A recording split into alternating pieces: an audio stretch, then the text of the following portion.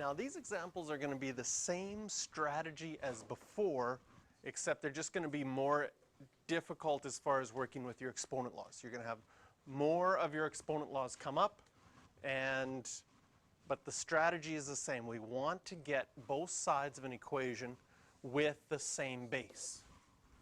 So on our first one, now we have numbers in three places. We have a 2, an 8, and another 2. So if you look at your columns, all of those are in your columns chart with 2. So the first thing we're going to do is we're going to change the 8 to 2 cubed and leave everything else as it is. Now the left side of our equation is already a single power of 2. So what we need to do is work on the right side of our equation and write that as powers of 2. We have a cube root in here, so I'll take that cube root and I'll change that to a power as well.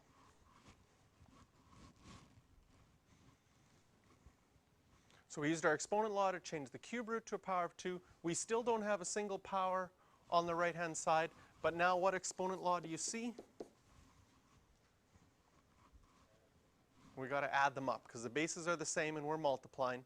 So we need to add our exponents. 3 is the same as 9 over 3. 9 over 3 plus 1 over 3 will be 10 over 3.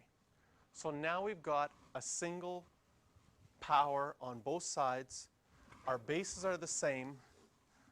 That means our exponents have to be the same. And in this case, we're done. There's nothing more that we do because once we make the exponents the same, you realize that x has to equal 10/3.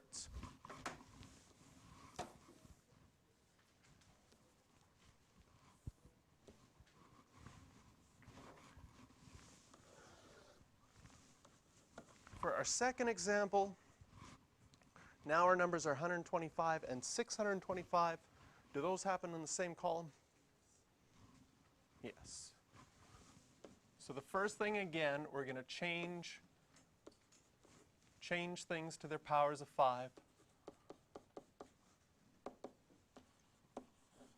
And notice when I change things, I put them in brackets.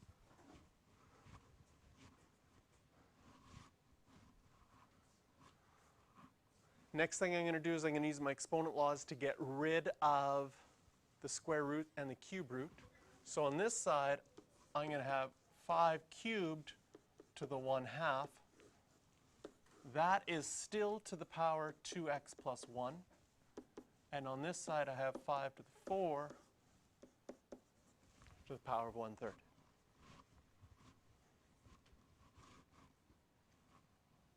Now on the left, we have a power to a power to a power. So if we do the ones inside the square brackets first,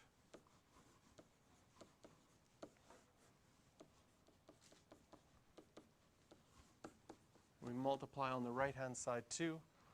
Now I have a power to a power again, so I'm going to need to multiply again. Again, when you multiply, this is going to get distributed.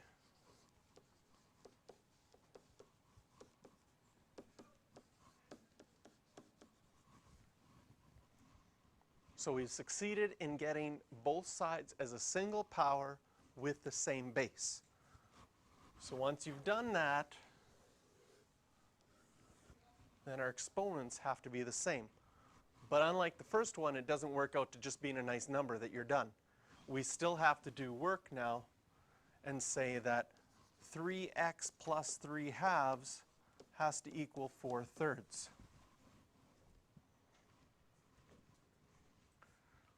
Now how you want to deal with this, you have some choice. You can work with the fractions and keep the fractions there.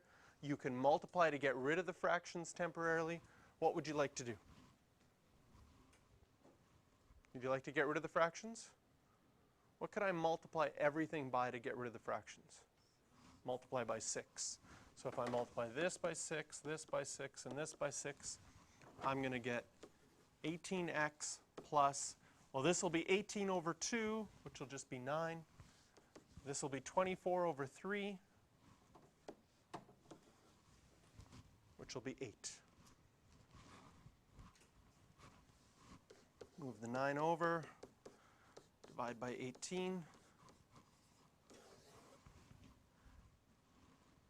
and we get x is equal to negative 1 over 18.